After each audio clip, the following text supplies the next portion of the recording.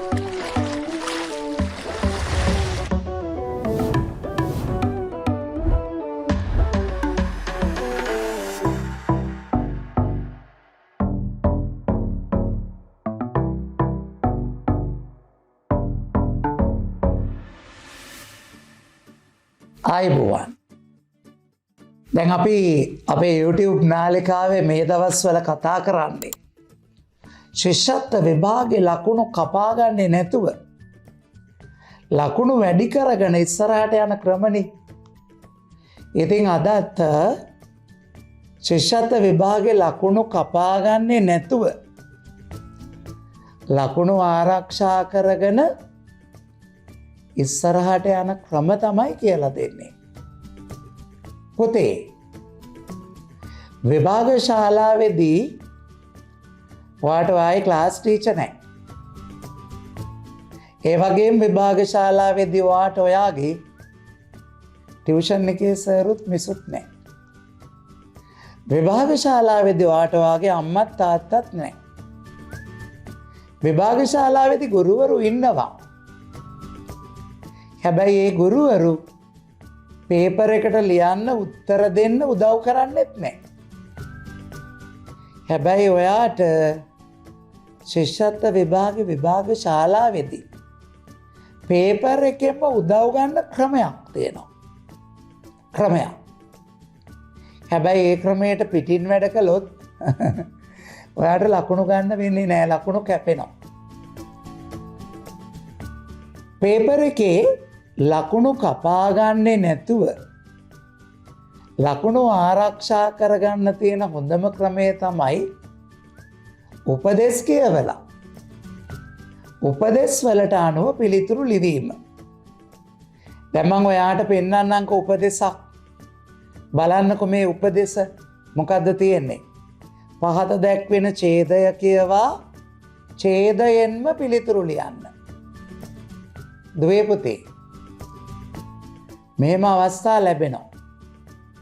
මේ ශිෂ්‍යත්ව විභාගයේ ඉතිහාසයේ එක අවුරුද්දක් තිබුණා ඡේදයට මේ වගේ උපදෙසක් දීලා ඡේදයෙන්ම පිළිතුරු ලියන්න.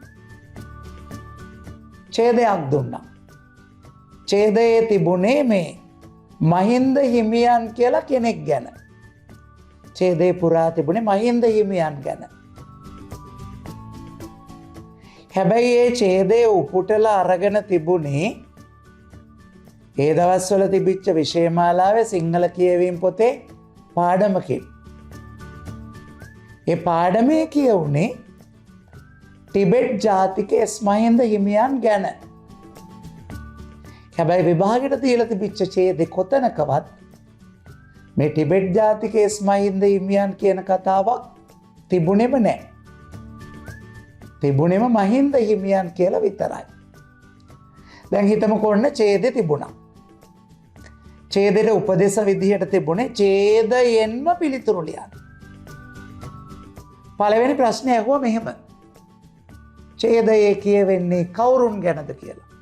ඡේදයේ කියවෙන්නේ කවුරුන් ගැනද කියලා. දක්ෂම ළමයි ටික මොකද කරේ? මතකයිනේ මේ ඡේදයේ තිබුණේ මෙන්න මේ පාඩමේ මේ ඡේදෙ කියවෙන්නේ ටිබෙට් ජාතික එස් මහින්ද හිමියන් කියලා. දක්ෂම ළමයි ලිව්වා ටිබෙට් ජාතික එස් මහින්ද හිමියන් කියලා. ලකුණු ලැබුණේ නැහැ. ප්‍රශ්නෙට උත්තරේ ඒ විදිහට ලියපු අයට බිඳුවයි. ඇයි?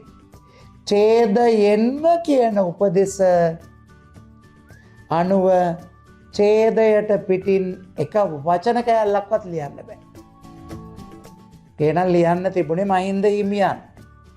කියවෙන්නේ කවුරුන් ගැනද? මහින්ද හිමියන් ගැන. නේද? අපිට ඊට පිට ලියන්න බෑ. අන්න එහෙනම් දුවේ පුතේ ඔබට තේරෙනවා ඡේදයක් හරි ඕන එකක මොන ප්‍රශ්නයක් හරි උපදේශ හරියට කියවලා තේරුම් අරගෙන උත්තරයට ගියේ නැත්තම් ඒකේ හරිය ලකුණට යන්න බෑ. දැන් ඔයාට ඔය වගේ එකකදී මෙන්න මෙහෙම දෙයක් කරන්න පුළුවන්. දැන් අර මම ඔයාට කලින් පෙන්නුවානේ උපදේශ. මොකද්ද උපදේශ? මෙන්න මෙහෙමනේ තිබුණේ. පහත ඡේදය කියවා ඡේදයෙන්ම පිළිතුරු ලියන්න කියලා. ඔතන වැදගත්ම කැලේ ඡේදයෙන්ම කියන එකනේ. මේ බලන්නකො මං ඡේදයෙන්ම කියන එක යටින් ඉරක් ගැහුවා. එතකොට මේ ඡේදයෙන් ලියන හැම ප්‍රශ්නයකටම උත්තර ලියද්දි මගේ S2ට ඔයාගේ S2ට හොඳට පේනවා මේ ඡේදයෙන්ම කියන එක highlight කරලා තියෙනවා. එතකොට අපේ ඔළුවේ රැඳෙනවා ඡේදයෙන්ම විතරයි ලියන්න පුළුවන් කියලා. නේද? දැන් සමහර අය බයේ ඉන්නවා අපෝ පේපර් එකේ මිරි ගන්න බෑ ලකුණු කැපෙනවා කියලා. එහෙම ඒවා නෑ, ඒ බොරු කතා. හරි? ඒවා බොරු කතා. ඒවා ගැන හිතන්න ඕනෙම නෑ. හරි? ඔන්න එහෙනම් ඡේදයෙන්ම පිළිතුරු සපයන්න වගේ උපදෙස් තියෙනකොට තව ඉතින් ඔය වගේ උපදෙස් තියෙනවා. ඒ උපදෙස් වලට අනුවම ලිව්වොත් තමයි ඔයාලට ලකුණු ලැබෙන්නේ. ඊළඟට අද මං තව පුංචි දෙයක් කියන්නම්. දැන් ඔයා පේපර් එක අතට අරගෙන විභාගෙදි කරනකොට අපි හිතමු පළවෙනි ප්‍රශ්නේ හරි ලේසි. දෙවෙනි එකත් හරි ලේසි. තුන්වෙනි එක, හතරවෙනි එක, පස්වෙනි එක ආයෙ ඔක්කොම ලේසි වෙලා 10 වෙනි ප්‍රශ්නෙට ආවම ඒක හිතා ගන්නවත් බෑ. එක සැරයක්, දෙසරයක්, තුන් සැරයක් කියවලවත් උත්තරේ ගන්න ක්‍රමයක් ඔළුවට එන්නෙම නැහැ. එන්නෙම නැහැ. නේද? හැබැයි වාට පුළුවන් ඒ ප්‍රශ්නේ රැඳිලා කාලය නාස්ති නොකර ඊළඟ ප්‍රශ්නට 11 වෙනි ප්‍රශ්නට යන්න. හැබැයි ඔයා 10 වෙනි එක දාලා යනකොට නිකම්ම දාලා යන්නේ නැහැ. 10 වෙනි ප්‍රශ්නේ ඉදිරියෙන් අර සුදු පාට කොටසේ කතරයක් දාගන්න. දැන් සමහර දූල පුතාලා කියනවා මේ ප්‍රශ්නේ අංකේ රවුම් කරගෙන ගියාමත් හරි නේද කියලා. වැරදි නෑ. හැබැයි ඒ රවුම් කරපු එක සමහර විට අපිට පේන්නේ නෑ. ආපහු එතනට එනකොටනේ. හැබැයි අර සුදු ඉඩේ පොඩි කතිර ලකුණක් දාගත්තොත් අන්න හොඳට ඒක පේනවා. තව මම ඔයාලට පුංචි දෙයක් කියන්නම්. දැන් අර මම කියපු එකේ නිකන් අපි උදාහරණයක් ගත්තනේ දැන් 10 වෙනි ප්‍රශ්නේ වගේ අමාරු වුණා. එහෙම වෙලාවක අර පළවෙනි සැරේ, දෙවෙනි සැරේ, තුන්වෙනි සැරේ කියෙව්වම ඔයා පොඩි සැක කරනවනේ මෙන්න මේ උත්තරේ වෙන්න පුළුවන් කියලා. සැක කරනවනේ. හරියටම නොවුණත් සැක කරන උත්තරේ යටින් ඉර ගහලා යන්න. හැබැයි සැකේට නිර ගැහුවේ. ඒ නිසා ප්‍රශ්නයන්ක ඉස්සරහා කතරෙත් දාලා යන්න. ඇයි? හරියටම අපි දන්නේ නැහැ සැකේට ඉර ගැහුවේ. එහෙම සැකේට ඉර ගහපු හේතුව සමහර විට පේපර් එක කරලා ඉවර වෙනකොට අර අමාරු ඒවට අපිට එන්න වෙලාව තිබුණ නැත්තම් අපේ අපරාධ ප්‍රශ්න කීපයක් අමාරු වේව අපෙන් මග ඇරෙනවා.